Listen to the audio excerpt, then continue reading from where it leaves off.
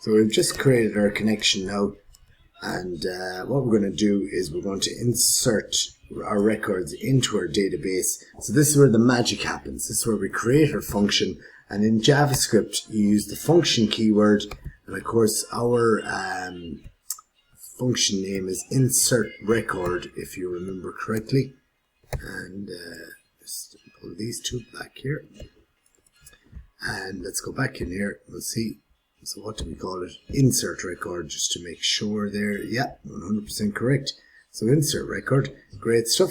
So we're ready to rock and roll now in our actual insert record. And just to make sure that this is all working correctly, when we click on the button, we're just going to put in a little alert, submit, submit button clicked. So let's test that that's working. So I don't need to run that, but actually I can pull this to the next page, and I'll go to my context page here, and I can just click submit. It stands submit click there, pops up. Lovely stuff. Okay, and so that's working. Join me in the next video when we start to gather the data from our form.